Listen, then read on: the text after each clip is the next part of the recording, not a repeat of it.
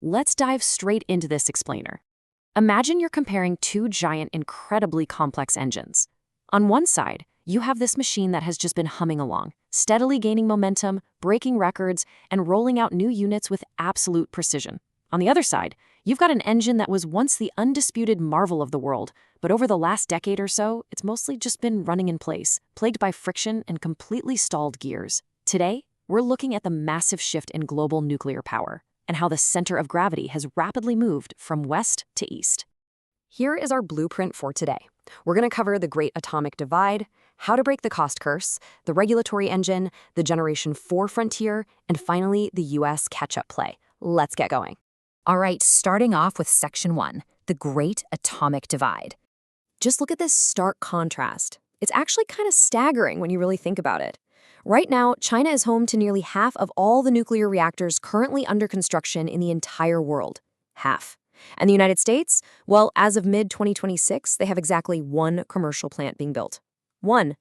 The industry as a whole is obviously benefiting from this massive global push for carbon-free power, but capacity growth in the West has just been severely bogged down by historical drag. So we have to ask, how exactly did China pull so far ahead? That brings us to Section 2, breaking the cost curse.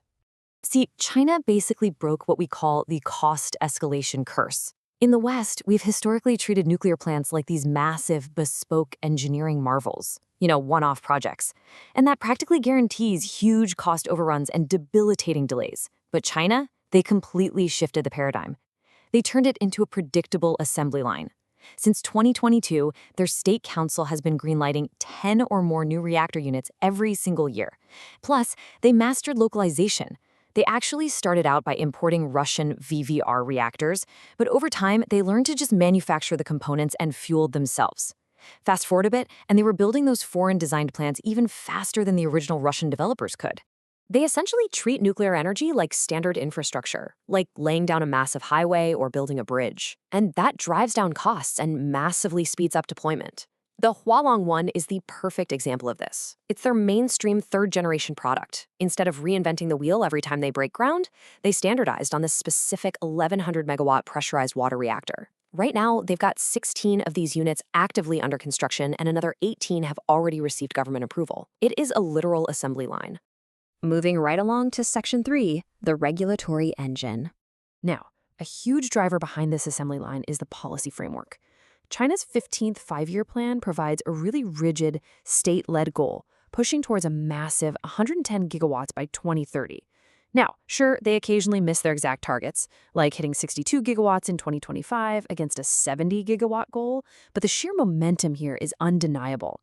If they actually hit that 110 gigawatt mark by 2030, China's installed nuclear capacity will officially surpass the United States. They will literally take the atomic crown. And the way they fund and approve this stuff is just fundamentally different. In the West, we rely heavily on private capital and independent regulatory bodies like the NRC, which is great for prioritizing safety, absolutely, but historically it means a very slow, incredibly expensive licensing process. China operates entirely differently. Their state-owned enterprises will go into emerging markets and build highways, power substations, maybe even skyscrapers first. Through the Belt and Road Initiative, they build deep, localized trust through these multi-pronged projects. And that essentially paves the way for them to eventually export their standardized Hualong 1 reactors and secure future nuclear capital. Okay, Section 4, the Generation 4 frontier. This is where the science gets truly fascinating, because China isn't just building more reactors, they're building more advanced ones. We're talking Generation 4. This means moving away from traditional light water systems that rely on low-enriched uranium and exploring completely different cooling and fuel mechanisms. A prime example of this, the thorium molten salt reactor. Back in November 2025, China actually achieved its first thorium to uranium fuel conversion, and they are heavily backing this innovation all the way through to commercialization. And here's why that specific tech is an absolute game changer. Traditional reactors need massive amounts of water for cooling, right? So they are usually packed along highly populated coastal regions. But Gen 4 reactors, like the thorium molten salt ones, don't need water for cooling. This means as coastal land gets scarce, China can just drop these reactors deep inland. It fundamentally rewires the geographical map of energy. The Chinese Academy of Sciences is aiming to commercialize 10 megawatt scale versions by 2030, and they're even looking at putting them on massive cargo ships and icebreakers, which could stretch their refueling cycles to an incredible 15 or 20 years. Just wild. And it gets bigger. By 2030, China plans to deploy 8 gigawatts of fast neutron reactors. This is technology that essentially closes the fuel cycle. It's incredibly efficient because it can theoretically reuse spent fuel. This is an ambition the West has mostly just left on the drawing board. But China has been developing these for decades, initially with Russian help, to be fair, but they've now finalized the design for their own commercial fast neutron reactor, the CFR 1000. Which brings us to our final part, Section 5, the U.S. catch-up play. So, after years of basically running in place, what is finally forcing the West to wake up and take action? For the longest time, the political will to aggressively expand nuclear power in the U.S. just wasn't there.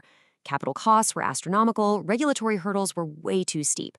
But then, a completely new, incredibly power-hungry player entered the chat. That player is artificial intelligence. The tech giants, Microsoft, Meta, Amazon, they need massive amounts of firm, carbon-free power for the AI tools we're all using every single day. And honestly, solar and wind alone just cannot stabilize that kind of load. By 2030, AI data centers could eat up 17% of all U.S. power. This demand has become the ultimate catalyst for a nuclear renaissance. I mean, Microsoft even signed a landmark 20-year agreement to literally restart the 3 Mile Island plant specifically to power their AI operations.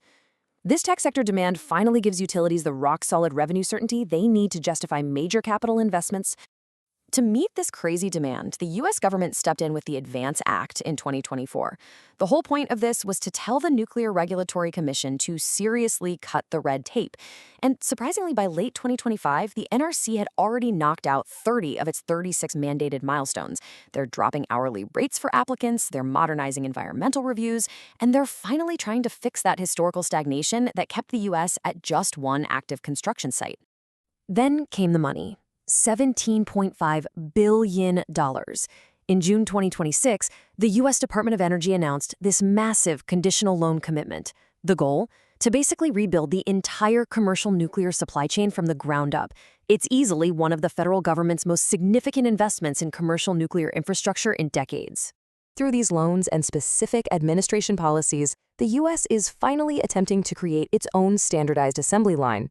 They're focusing on a standard design, deploying 10 new large-scale Westinghouse AP1000 reactors. The loans are there to finance those complex, long lead-time components that take years to manufacture. But there is a catch. Before the DOE actually unlocks those funds, Westinghouse and its utility partners have to cough up $1 billion in shared upfront equity. If it works, the ultimate goal is to have 10 new large reactors under construction by 2030, potentially shaving up to 3 years off normal construction timelines. And right alongside those massive reactors, we have the next big frontier, small modular reactors, or SMRs. We're expecting a major rollout of these in the late 2020s, which is going to create a structural, decades-long surge in uranium demand. Because SMRs are designed to be built in factories and just shipped straight to a site, they dramatically cut down construction time. With regulatory pathways finally clearing up, these modular reactors are literally the perfect plug-and-play solution to power those dense AI data center clusters that are driving this whole U.S. renaissance. So, as we watch the atomic crown potentially pass from west to east, we're left with a massive question. Can this unprecedented injection of capital and tech sector demand help the West rebuild its atomic engine in time? China has unequivocally proven that treating nuclear power like a standardized, state-backed assembly line yields massive results. But now the U.S. is armed with streamlined rules, a $17.5 billion war chest, and this completely insatiable hunger from the AI sector. Will this be the spark that finally gets the Western engine humming again, or is a 10-year head start simply too much to overcome? It is a high-stakes race for the future of clean, firm energy. Thanks so much for joining me on this explainer, and definitely keep your eyes on the grid.